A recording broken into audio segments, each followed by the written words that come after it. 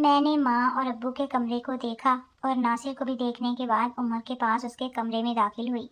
عمر آرام سے لیٹا ہوا تھا۔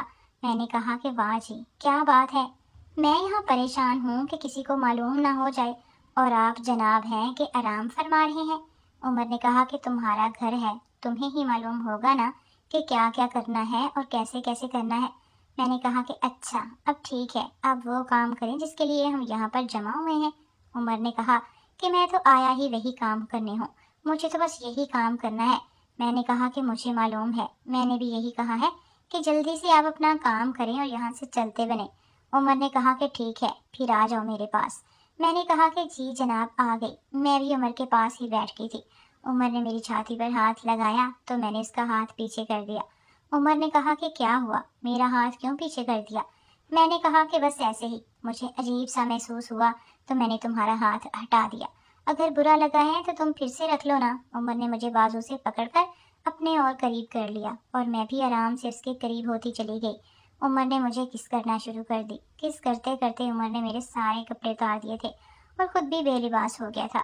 اب ہم حد سے بھی زیادہ گزر چکے تھے۔ عمر نے مجھے گھوڑی بننے کا کہا اور میں فوراً سے گھوڑی بن بھی گئی تھی۔ عمر نے جب اس بار اپنا میرے اندر کیا، مجھے تو ایسا محسوس ہوا کہ اس بار عمر کا بہت ہی بڑا ہے، اور ایک دم سے جب اندر گیا ہے تو مجھے تو احساس ہو گیا تھا کہ اب کچھ میرے اندر گیا ہے۔ میں پھر تیزی سے ابھر کے آگے سے ہٹی تو عمر نے کہا کہ کیا ہوا ہے؟ میں نے کہا کہ آج مجھ سے تمہارا یہ برداشت نہیں ہو رہا ہے، پتہ نہیں کیا ہے۔ عمر نے کہا کہ سٹائل تبدیل کیا ہے شاید، اسی وجہ سے ایسا ہو رہا ہے۔ میں نے کہا کہ اب مجھے یہ معلوم نہیں ہے کہ ایسا کیا اور کیوں ہوا ہے، مجھے تو محسوس ہوا، میں نے بتا دیا۔ عمر نے کہا چلو پھر سے ٹانگیں اٹھا کر کرتے ہیں، دیکھتے ہیں، اگر پھر سے ایسا محسوس ہوا تو دیکھیں گے، اگر نہ محسوس ہوا پھر اس کا مطلب تو یہی ہوا نا کہ اس سٹائل میں ہی کوئی بات ہے۔ میں نے کہا کہ ٹھیک ہے، ایسا کر کے دیکھتے ہیں۔ میں سیدھی لیٹ گئی اور میں نے اپنی ٹانگیں بھی خود ہی اوپر کو کر لیں۔ عمر نے اپنا موٹو اپنے ہاتھ سے پکڑ کر میری اس جگہ پر رکھا تو مجھے بہت ہی مزہ آیا۔ میں نے عمر سے کہا کہ عمر تھوڑی دیر اس کو اس جگہ پر رگڑتے رہو۔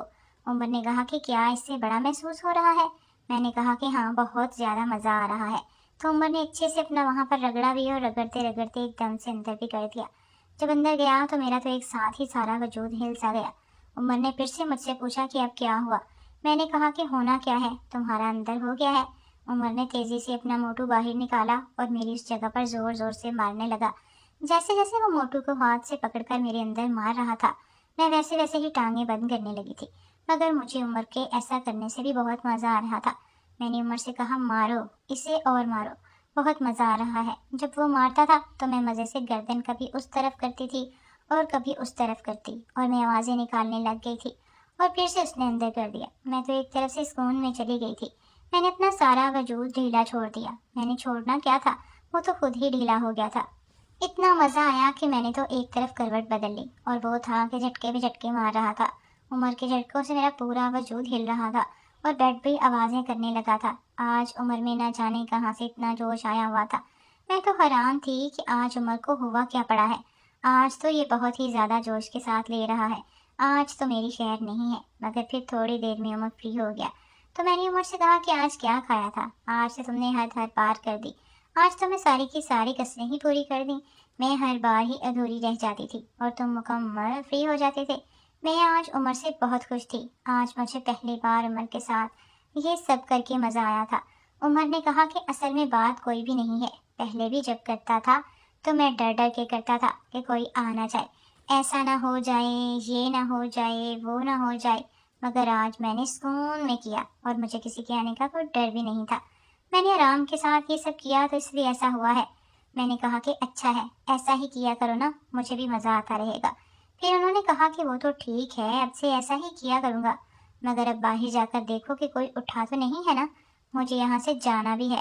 میں نے کہا کہ رکو، میں دیکھ کر آتی ہوں کہ کوئی جاگ تو نہیں رہا ہے۔